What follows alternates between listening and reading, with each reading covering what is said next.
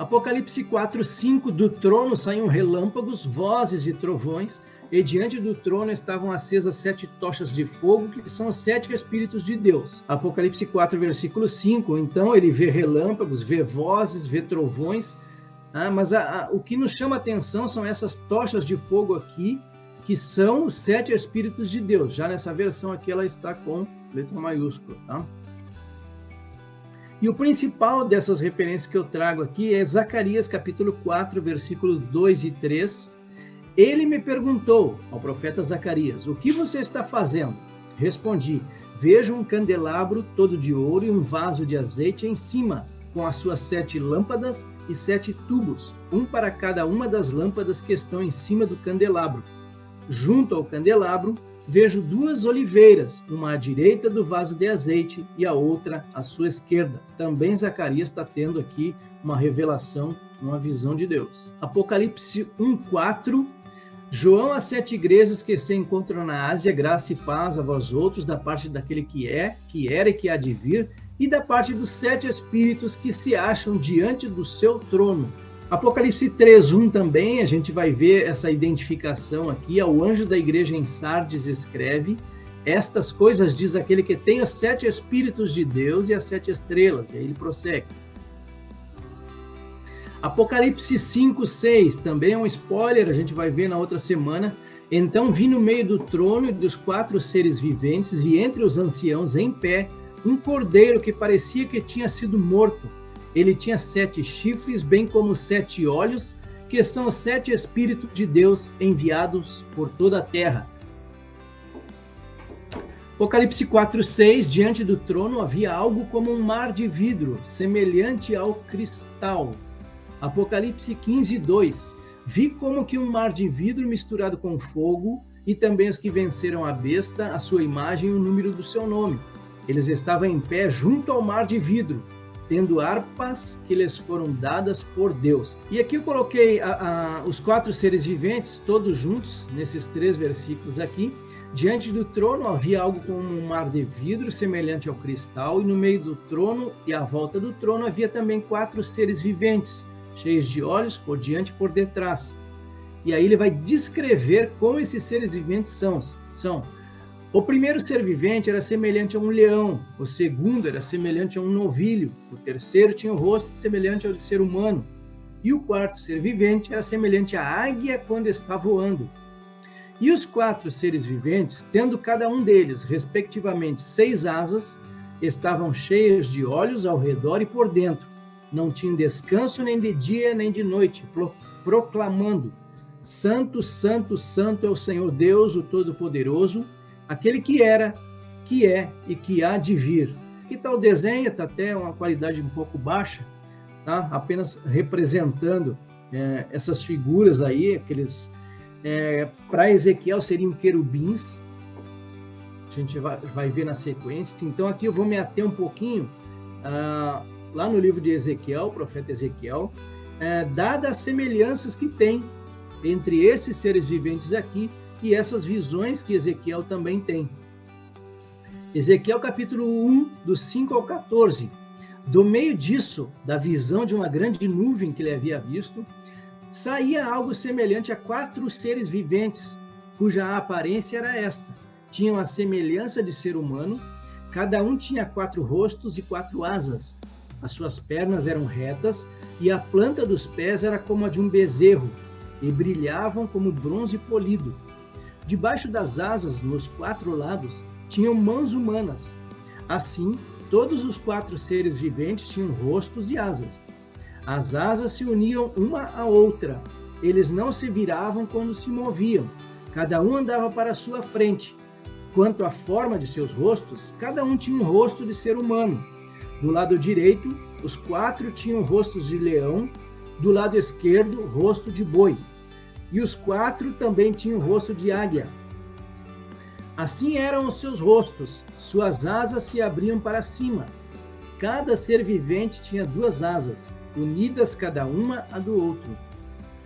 Com as outras 2 asas, eles cobriam o rosto. Cada um andava para a sua frente. Para onde o espírito queria ir, eles iam, não se viravam quando se moviam. O aspecto dos seres viventes era como carvão em brasa, à semelhança de tochas. O fogo corria resplandecente por entre os seres viventes e dele saíam relâmpagos.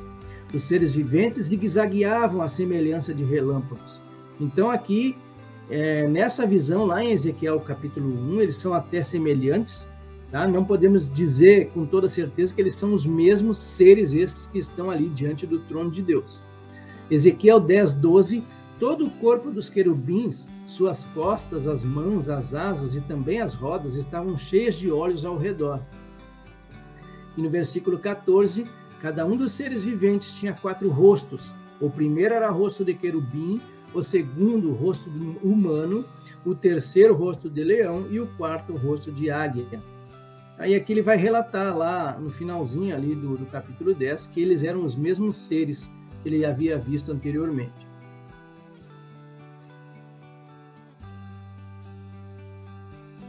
Esses seres viventes, eles falavam, eles diziam amém ali. A gente vê isso em Apocalipse 5. Lá em Apocalipse 7, esses seres viventes também eles vão se prostrar sobre o seu rosto, adorar a Deus e vão dizer amém, o louvor, a glória, a sabedoria, as ações de graças, a honra, o poder e a força sejam ao nosso Deus para todos sempre. Amém. Então eles têm também essas funções aqui. Aqui, mais uma vez, Apocalipse 19, mostrando eles se prostrando, adorando, dizendo amém, aleluia. E também Apocalipse 15, eles vão, um dos seres viventes, ele vai dar aos 7 anjos as 7 taças de ouro cheias da ira de Deus. Então eles vão ter essa função também. O Senhor Deus Todo-Poderoso, mencionamos várias vezes aqui, Apocalipse 1:8, eu sou o Alfa e o Ômega, diz o Senhor Deus, aquele que é, que era e que há de vir, o Todo-Poderoso. Então ele se apresenta assim para João. Apocalipse 4:9, sempre que esses seres viventes davam glória, honra e ações de graças ao que está sentado no trono, ao que vive para todo sempre, o que eu trago aqui? Algumas referências também que vão ficar restritas ali apenas na apostila. Tem 4 referências a respeito desse versículo. Os 24 anciãos se prostravam diante daquele que está sentado no trono, adoravam o que vive para todo sempre e depositavam as suas coroas diante do trono, proclamando. Então aqui também várias referências também de adoração a Deus, na época ali de Davi, Salomão. E no versículo 11, tu és digno, Senhor e Deus nosso, de receber a glória, a honra e o poder, porque criaste todas as coisas e por tua vontade elas vieram a existir e foram criadas. Também aqui, glória, honra e poder ao Senhor. E nesse caso aqui, eles estão dizendo isso porque criaste todas as coisas e por tua vontade elas vieram a existir e foram criadas. Então aqui também algumas referências a respeito disso. Neemias, 1 Crônicas, os Salmos também. Deem glória a Deus, a sua majestade está sobre Israel e a sua fortaleza nos céus. Aqui também algumas referências a respeito desse Criador de todas as coisas, lá Gênesis capítulo 1, versículo 1, no princípio criou Deus o céu e a terra, e aqui em Êxodo também ele vai acrescentar o mar e tudo o que neles há. Provérbios 16:4, o Senhor fez todas as coisas para atender a seus próprios desígnios. Isaías também menciona algo a respeito, Jeremias também, eis que tu fizeste os céus e a terra com o teu grande poder e com o teu braço estendido.